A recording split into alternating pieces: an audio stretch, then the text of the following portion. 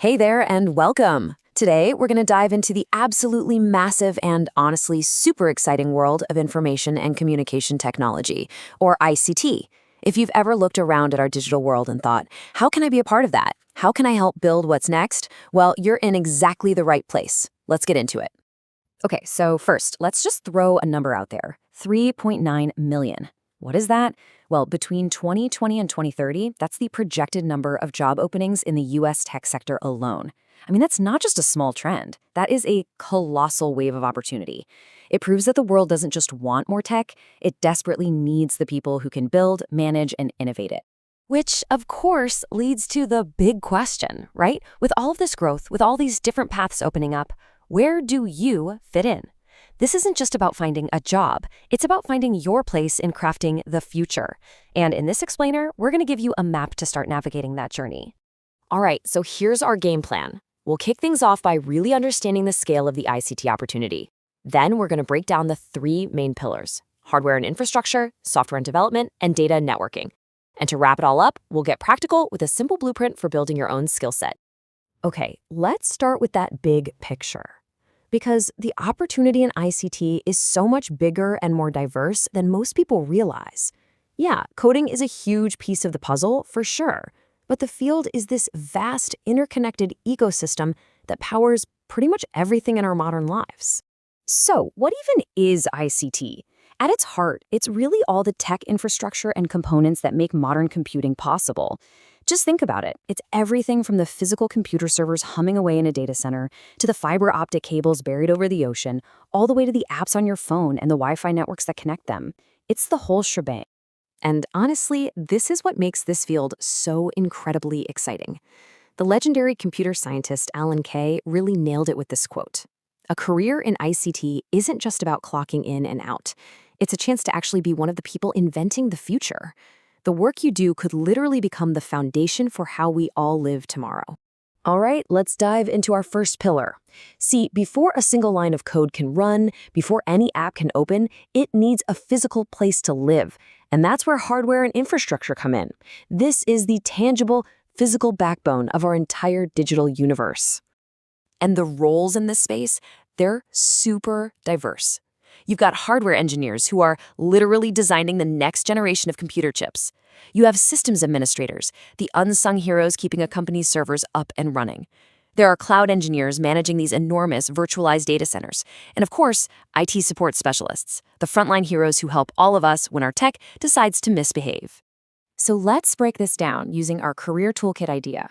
If you're drawn to hardware, the tools in your kit are going to be skills in electronics and computer architecture. That's basically the architectural plans for a computer.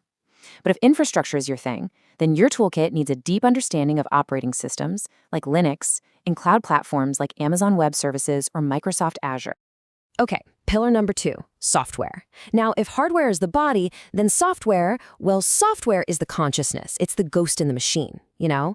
It's the magic of code that transforms a static box of circuits into a dynamic tool that can solve problems, connect people, and create amazing things. Now, this is probably the world you've heard the most about, right? It's home to software developers, web and mobile app developers, the people building the apps and websites we use every single day.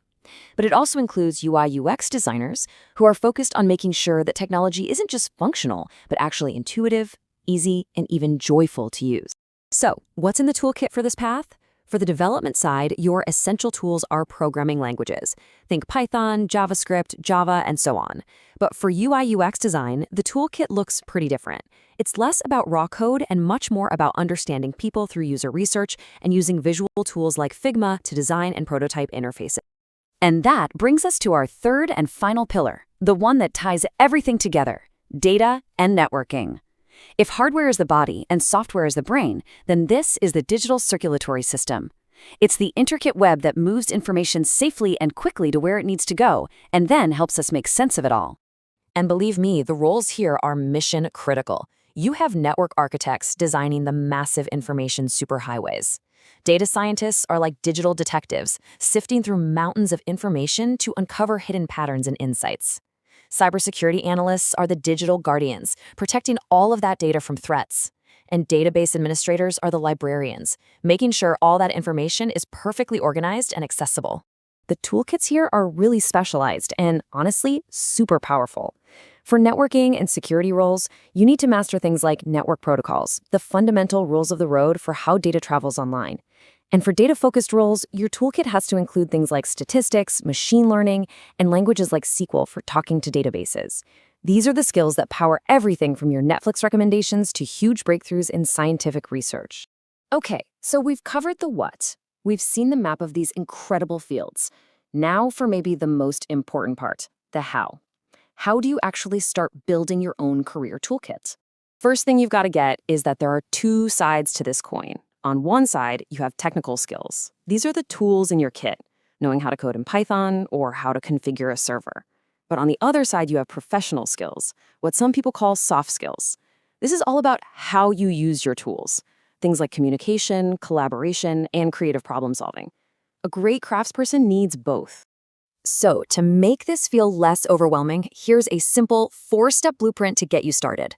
Step 1, explore. Just let yourself be curious and dive into the areas that genuinely excite you. Step 2, learn. Start acquiring the foundational knowledge through online courses, books, whatever works for you. Step 3, and seriously, this is the most important part, practice. You have to build things. Projects turn theory into real practical skill.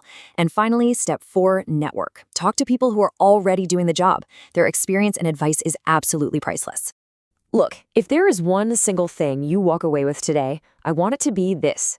Every single expert you look up to, every genius programmer or brilliant engineer was once a total beginner. There was a time they had no idea what an algorithm was or how a server worked. They all started at step 1. Your journey just starts with taking that first step. So, I'm going to leave you with this question. The future isn't some abstract thing that just happens to us. It's being actively built, line by line, connection by connection, right now, by people all over the world. The only question left is, what will you build? Thanks for tuning in.